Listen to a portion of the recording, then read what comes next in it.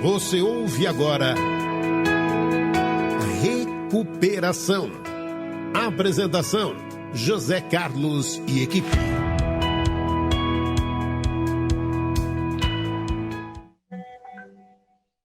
Sejam todos bem-vindos ao programa Recuperação. Nós estamos ao vivo, em tempo real, são 12 horas e 1 minuto. Meu nome é José Carlos, estou em recuperação. Boa tarde a todos. Boa tarde a todos, eu sou Alexandre Araújo, em recuperação. Boa tarde a todos, sou Paulo Campos, em recuperação só por hoje. Só por hoje, não pode esquecer o só por hoje. Paulo, vamos à oração da serenidade? Vamos lá. Concedei-nos, Senhor, a serenidade necessária para aceitar as coisas que eu não posso modificar. Coragem para modificar aquelas que eu posso e sabedoria para distinguir uma das outras. Só por hoje. Funciona. É isso aí, Paulo. Bem, amigos ouvintes, com alegria que nós iniciamos mais esse programa Recuperação, falando sobre esse assunto, nós podemos dizer, Paulo, interessantíssimo na dependência química. Interessantíssimo. Não dependência química, mas o uso de substâncias psicotrópicas, né? Substâncias que vão para o cérebro. Nós podemos dizer substâncias que vão para a consciência, que vão para a alma, que vão, sendo poético aqui, para a sociedade, né?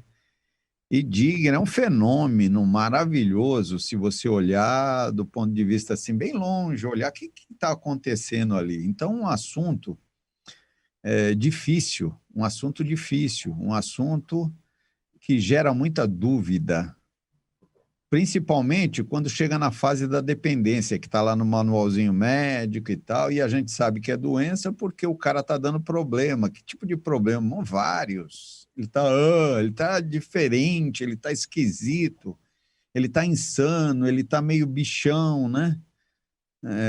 O pessoal fala assim, eu estou monstrão. Não tem nada mais expressivo que isso, Paulo. Eu estava monstrão, você já ouviu falar nisso, né? É muito legal isso, estou bem Mr. Hyde, Mr. Jekyll, né? E esse assunto, né, que gera tanta dúvida, principalmente no tratamento, vai sendo sanado, ou então orientado, normatizado. A semana passada nós estávamos aqui falando sobre os princípios gerais do tratamento, que são 13 princípios de um tratamento efetivo. E essa palavra efetiva, eu quero que você vou abrir uma pergunta aqui, o que é essa efetividade? Quer dizer, se seguir, ele vai sarar?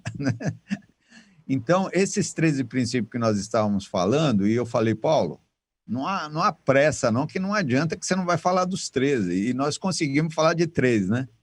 Exato. E porque nós apressamos. Vou continuar a partir do 4º princípio de tratamento. E quando gera dúvida e a gente quer tratar, já que o tratamento não é fácil, vamos entender isso. Nós temos que entender para tratar direito. Paulo, vamos tratar direito esse troço? Tratar direito a dependência química?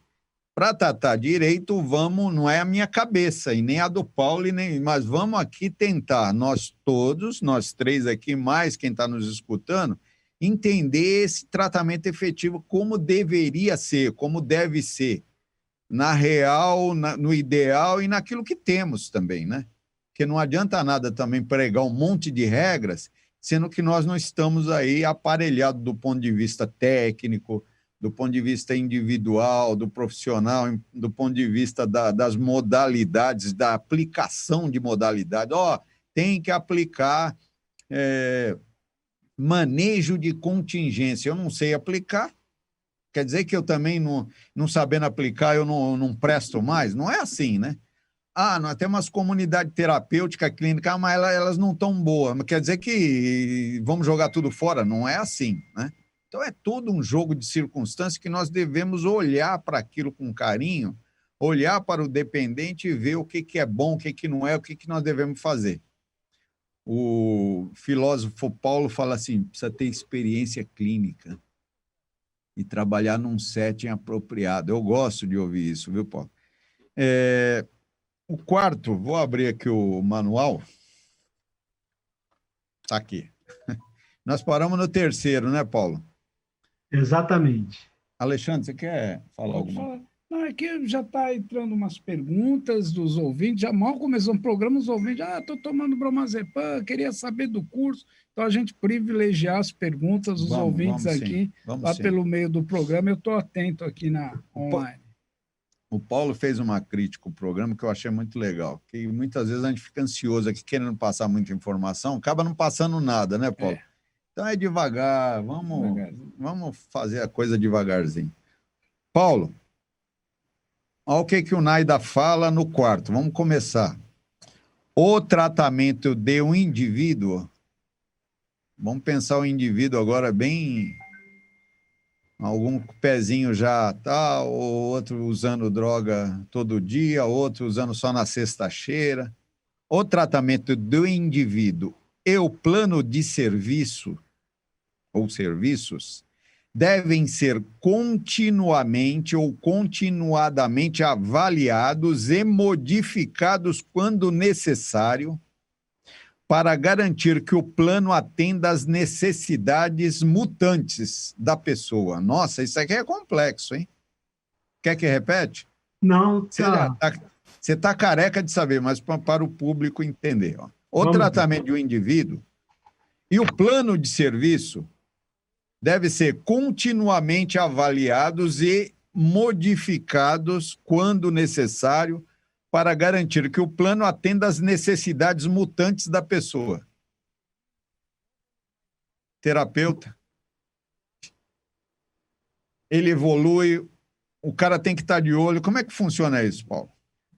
Bom, você, antes de entrar no quarto princípio do NAIDA, você falou da efetividade, né? O que é que você guarda a instrução. A efetividade de um tratamento. Existe uma diferença entre eficácia de tratamento e efetividade de tratamento. Um tratamento eficaz dentro de um ambiente protegido, ele atinge 100%, porque a pessoa está naquele ambiente protegido, com todas as necessidades atendidas, e ali ele vai funcionar. A efetividade, ela pode ser mensurada a partir do momento que a pessoa tem alta daquele ambiente, ela é inserida na sua vida comum, normal, do seu dia a dia, e aquele tratamento que ela recebeu, se ele reverberar, se ele ressoar, se ele ecoar dentro do indivíduo, fazendo uma conexão entre aquilo que ele aprendeu, ou seja, o seu lado intelectual mais o seu lado emocional, isso é que vai dizer o quanto funcionou, o quanto ele vai utilizar. Isso é a efetividade do tratamento. A efetividade, ela tem, digamos, uma meia-vida. Você tem que ir carregando constantemente para ir enchendo, estocando. Você sai de uma clínica, você sai com 100%. Você vai perdendo, a efetividade vai baixando. Você começa a correr esses riscos. Parece aqueles joguinho que você vai, jogo de não sei falar, aqueles PlayStation, que vai, o herói vai pegando armas, vai pegando instrução, vai... Nossa Senhora, muito legal. É o PlayStation, exatamente isso. O que vai acontecer? Ele vai ganhando quilometragem, mas vai gastando combustível. Se ele não parar para reabastecer, vai secar o tanque e vai dar pane seca.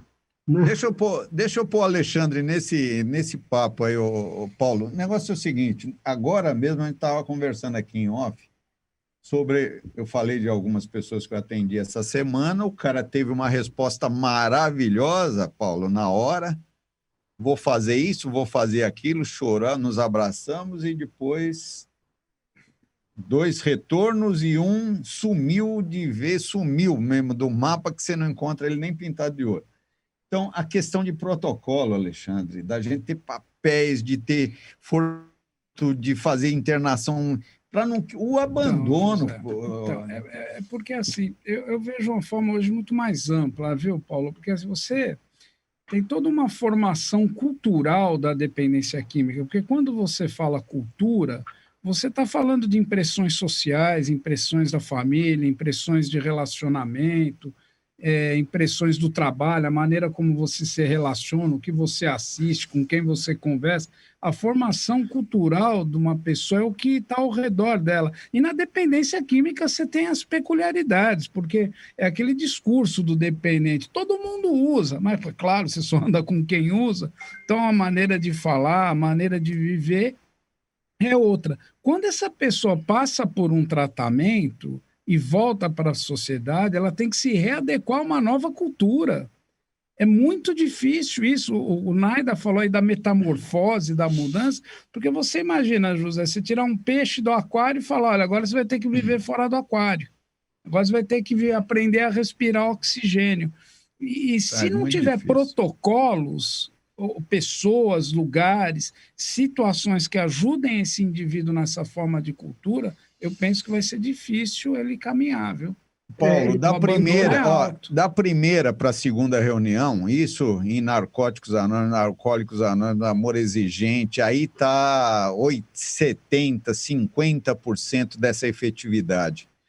Nessa lacuna da primeira, você está promovendo a abstinência, dá dó, porque às vezes você acha na sua expertise, no seu empoderamento, que o cara vai voltar na segunda porque ele falou tanta coisa ali que você esquece de fazer o básico. E às vezes até se culpa. É Griffith Elder que fala,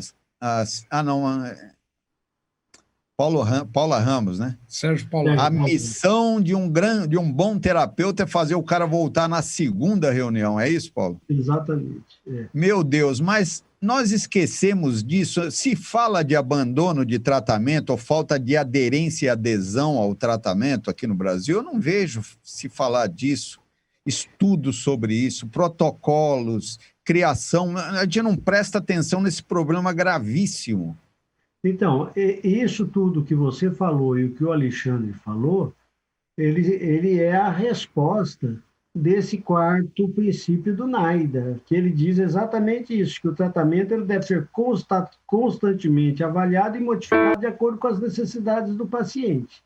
Ou seja, se na primeira abordagem o terapeuta está percebendo ali que ele precisa de outro modelo de abordagem, de outros instrumentos, seja porque, como diz o Alexandre, culturalmente ele vem de um determinado extrato social e que você precisa colocá-lo naquele extrato social para que ele possa entender, seja esse extrato social de classe economicamente falando E ou de classe economicamente falando A, você tem que trilhar, trafegar por essa área, falando o mesmo idioma, a mesma língua, para que isso possa ser compreensível para ele.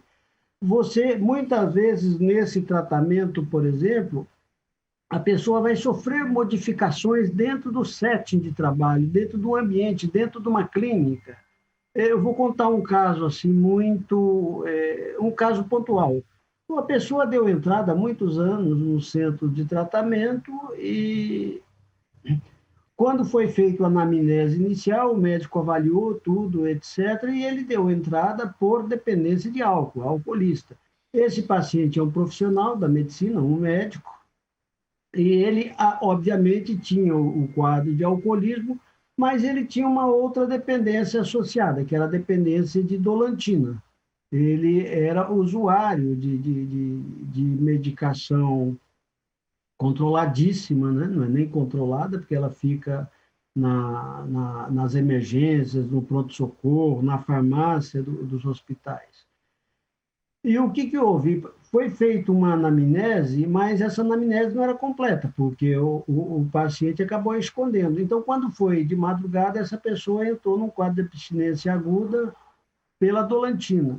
Então, todo o protocolo que havia sido feito inicialmente para um tratamento de alcoolismo, às pressas precisou ser modificado ali, porque senão ele poderia ter um curso trágico em função daquela abstinência.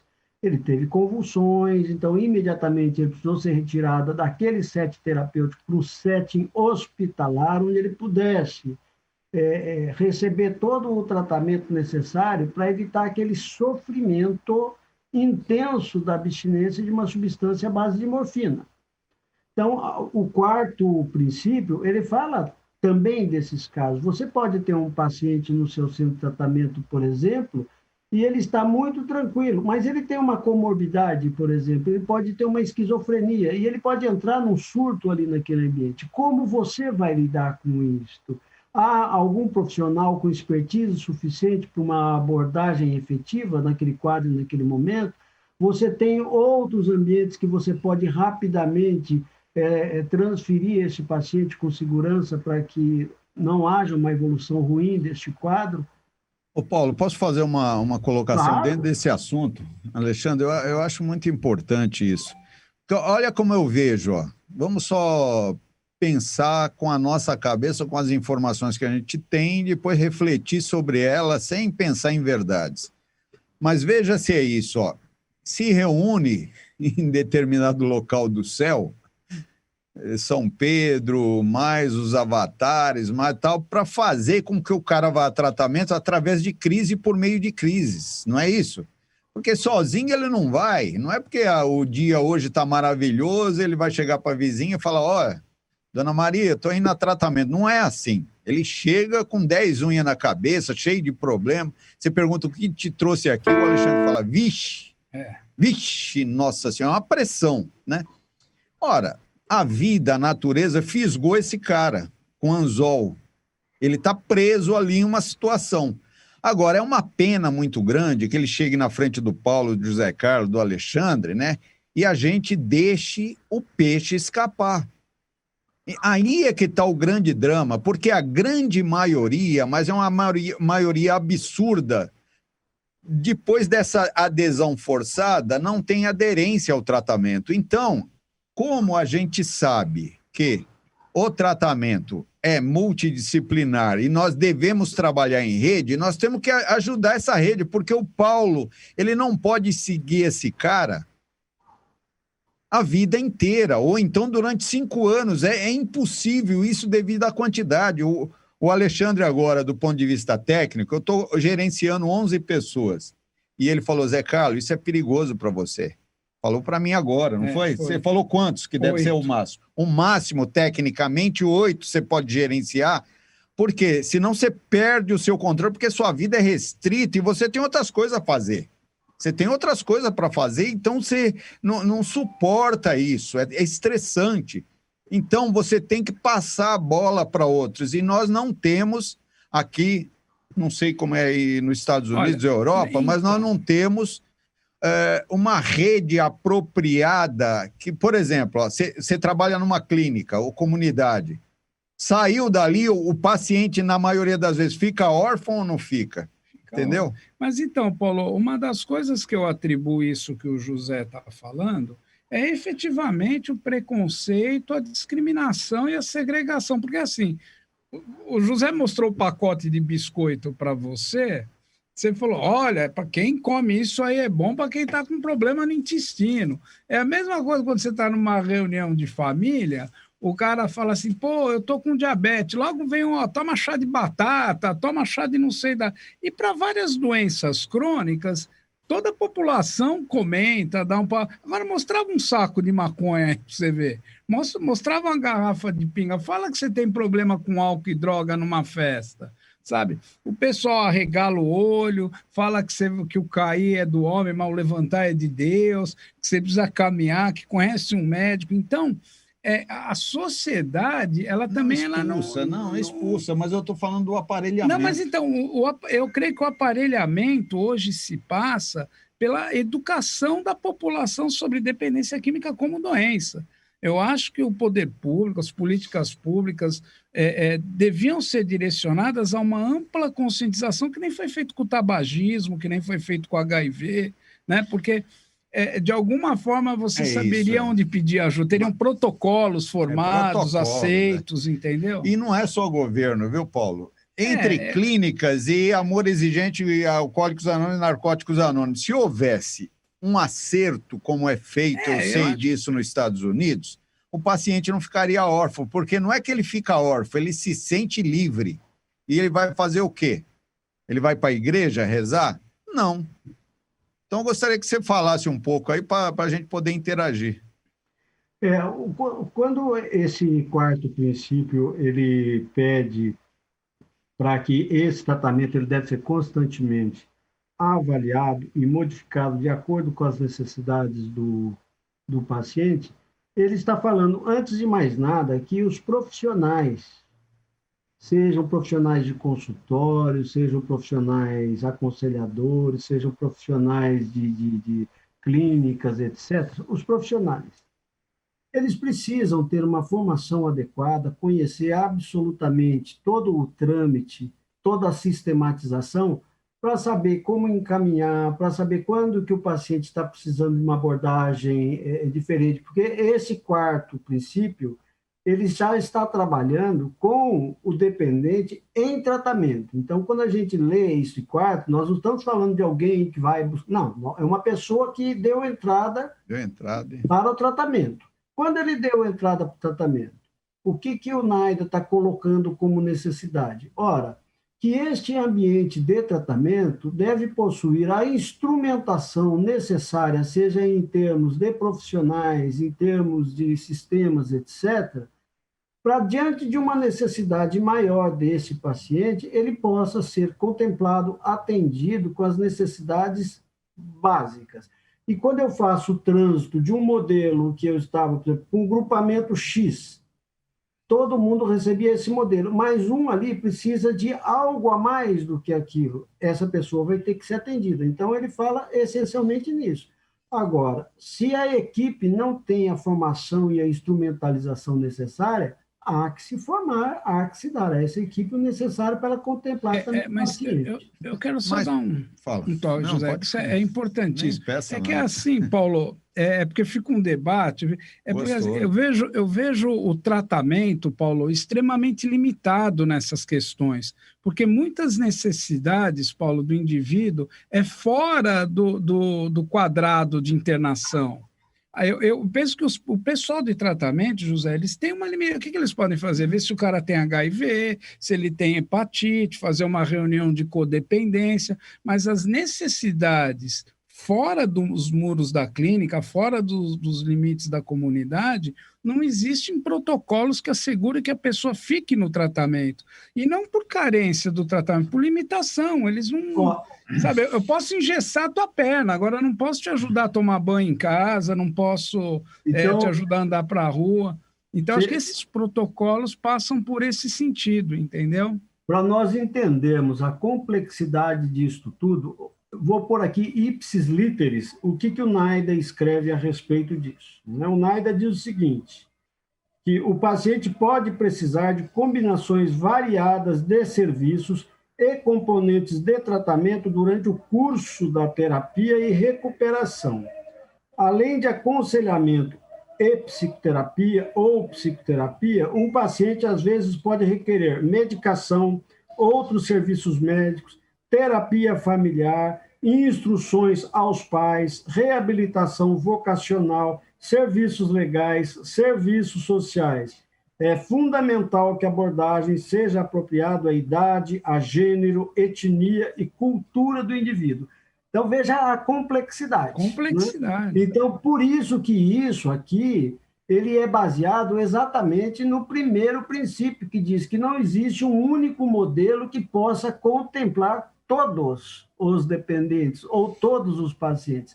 Cada paciente vai requerer uma abordagem diferenciada de acordo com as suas necessidades.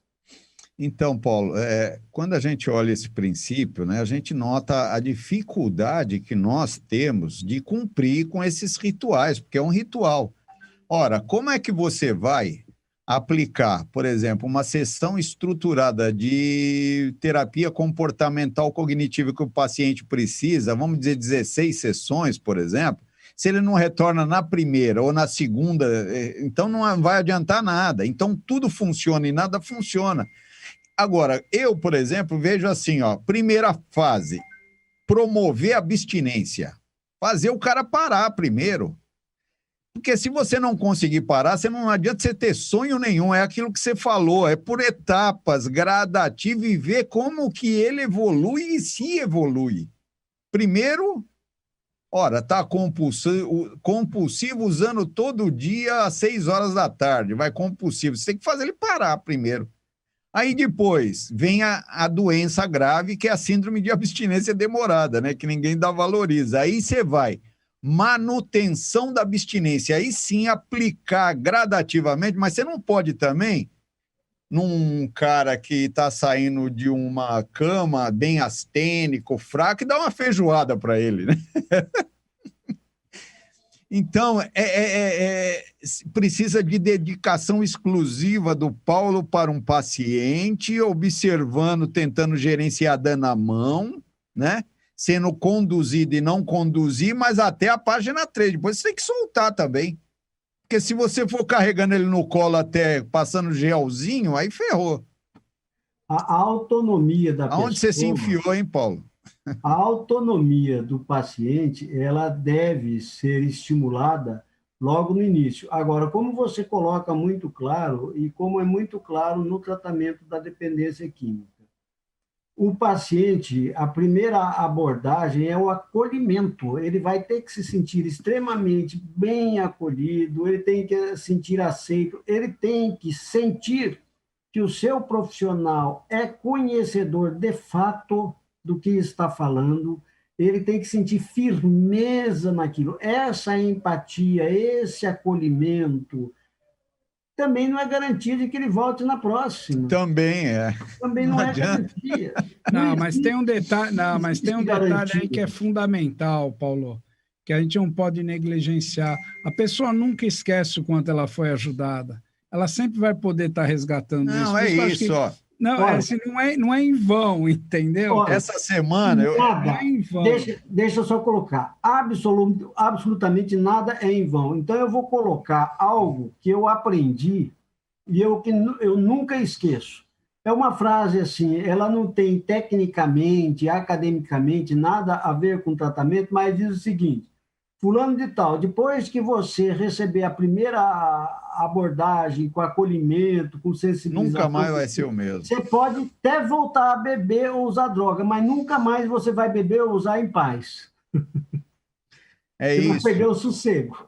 O cara, você quebra o brinquedinho dele. O brinquedinho de fazer gostoso vai embora. Perdeu o privilégio da ignorância. Você coloca uma pulga atrás da orelha, uma brasinha no cérebro do cara que... Então, nada é perdido, nada é perdido. Quando a gente diz que nós precisamos de sucesso, o que seria o sucesso?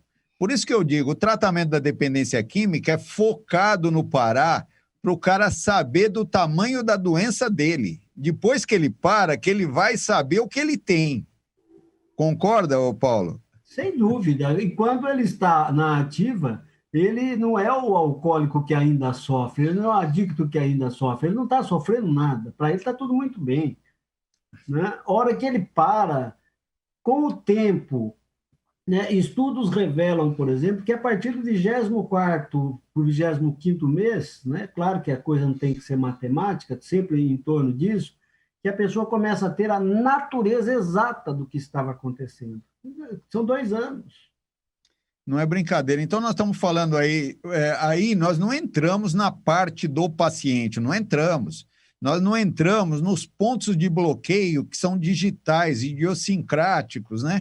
Que também você não pode antecipar. Eu acho que você, na primeira vez que você conversa com ele, por mais esperto que você acha que seja, você não pode tirar conclusões antecipadas. Porque naquele momento também... Ou ele está de ressaca de 2 dias ou 3 dias antes, ou no dia usou e não guarda instrução e mente pra caramba, que são... a pessoa que mente demais é mitomaníaco, é. Então ele fica contando aquelas histórias e tal, que você precisa saber coar. E também você não pode querer adestrar ele. Adestrar é você... Ele fala assim, a culpa é da minha mãe. E você fala, não é, e tenta... Como é que você vai contrariar alguém que está confuso? Mas então, Paulo, é por isso que eu falo para um amigo meu, José Carlos Marconde Arantes, eu vou falar para você, que nós precisamos formar pessoas que estão em recuperação para auxiliar essas pessoas. É assim que o mundo está fazendo. Por quê? Porque a história de dependência química minha, a sua, do José... tem poder de mudança, cara. Tem poder de influenciar a vida do outro. Esse cara que é um mitomaníaco, que dissimula, ele não vai meter o louco, não vai meter o biruta em mim. Ele pode até tentar, a gente até ri, fala, tá bom, legal, falou, né?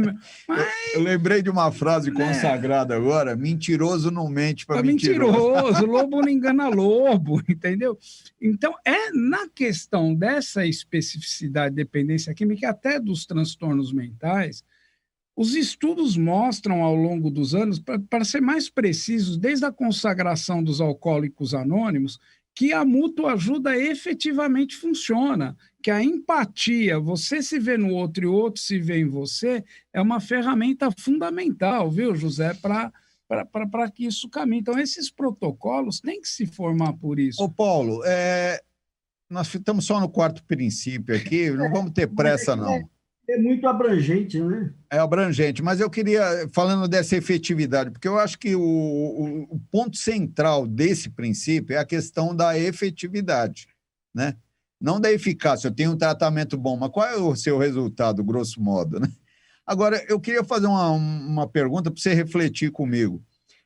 No Brasil, há mais preconceito em relação aos grupos de autoajuda, Alcoólicos Anônimos, Narcóticos Anônimos, por desinformação ou falta de informação adequada, porque é aquele que mais funciona a médio e longo prazo. Não tem, isso é indubitável por todas as pesquisas, está validado.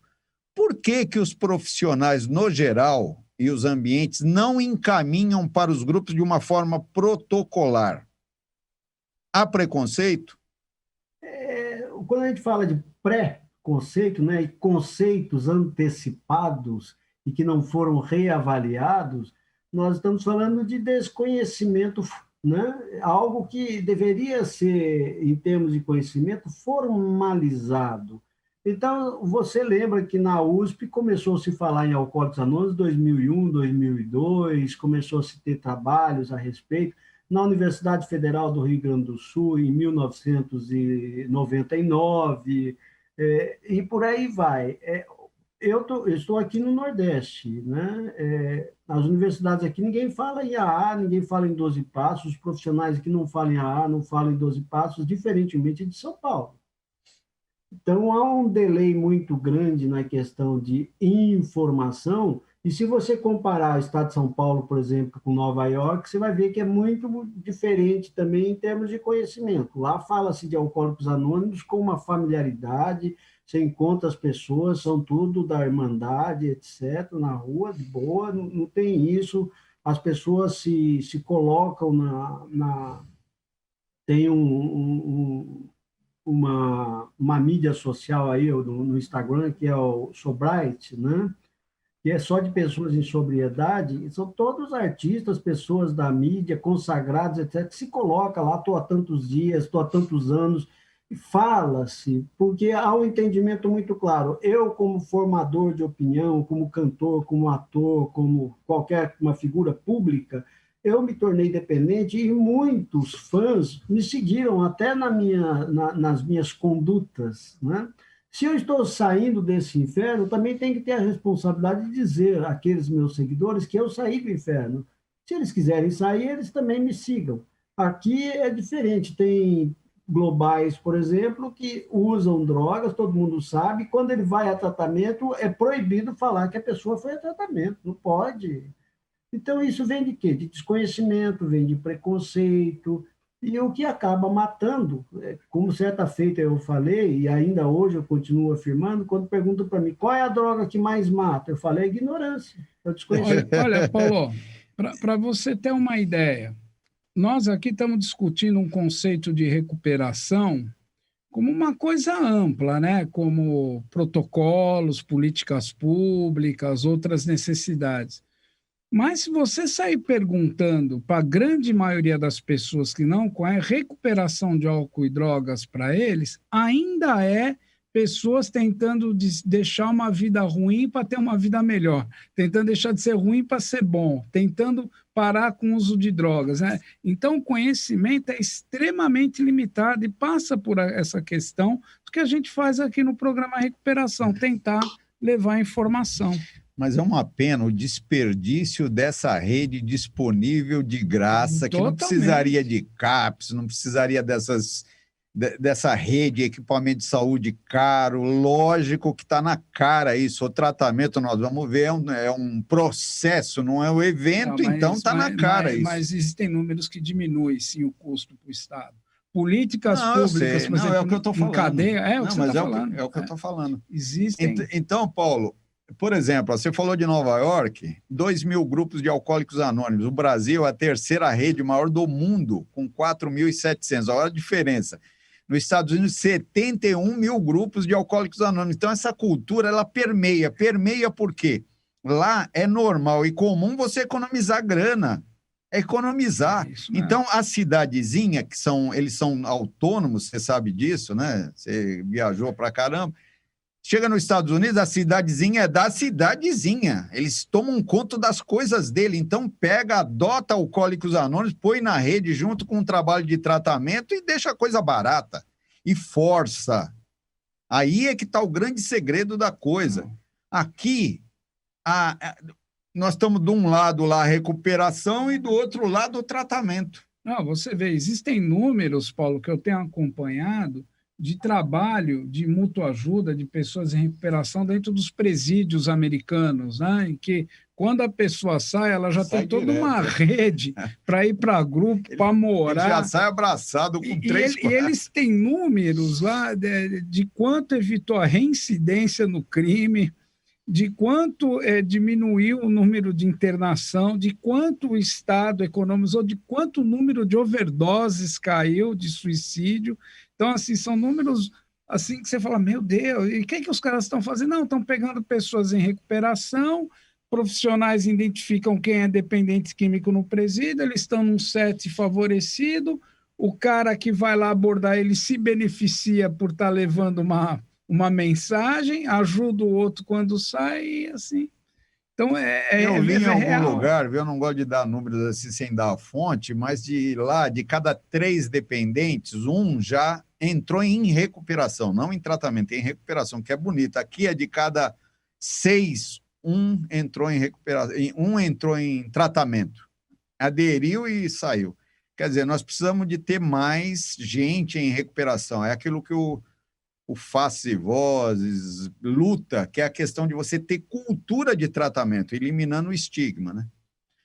Quer ir para o quinto? Dá tempo, não? Ou quer falar mais? Vamos ficar... Olha, são 12h38, eu nem estou vendo os dados.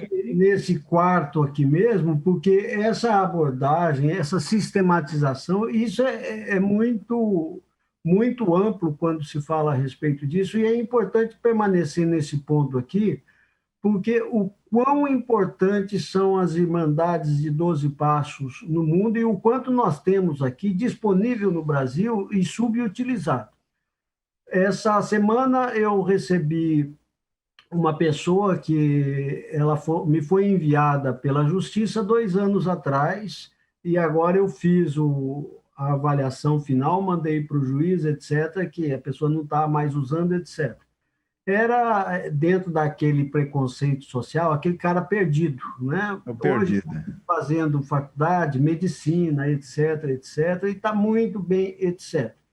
Teve um outro pessoa que também foi encaminhado pela justiça, que ele ia ser preso, e que foi encaminhado para o grupo de AA e continua frequentando. Porque aqui em Maceió, tão logo eu cheguei, eu fui convidado pela justiça, e eu já falei aqui no programa, e foi feito um programa onde as pessoas que tinham chamados crimes mais leves, né, problemas familiares, trânsito, com uso de álcool, com uso de drogas, estavam sendo presas. E estavam sendo estigmatizadas, porque uma vez que sofreu lá aquela sanção penal, está estigmatizada socialmente. E não estava funcionando. Então, um magistrado conversando conosco, eu falei o que existia aqui, etc., etc. Bom, foi feito um treinamento, foi feito tanto da parte da Justiça quanto para a parte do Alcoólicos Anônimos e Narcóticos Anônimos, foram abertos todos os grupos, foi feito todo um modelo protocolar. As pessoas ainda continuam sendo detidas, quando chega na Justiça, a Justiça encaminha. você vai ter que frequentar Alcoólicos Anônimos. Qual é o tempo necessário? No mínimo 6 meses, né? O ideal 2 anos. E vão ficando. E vão Paulo, ficando. Então, é algo que é gratuito, né? Faltando 5 minutos, olha o que faz o estigma. Nós estamos falando de uma doença onde a pessoa não quer ir a tratamento, o cérebro que está doente tem que convencer ele a ficar no tratamento para acabar com o cérebro doente. É uma tautologia. Tá bom. Quando o cara está muito, muito doente que não quer ir a tratamento, qual o último recurso? Nós fazemos uma internação involuntária ou compulsória. Vai lá no juiz ou a família, tal, você sabe disso, que você trabalhou com resgate, você, quer dizer, trabalhou com tudo, né? Mas, tá, você interna o cara na marra, o cara vai figurativamente, tal, vai lá, fica tal, depois faz uma intervenção orientada, ele sai.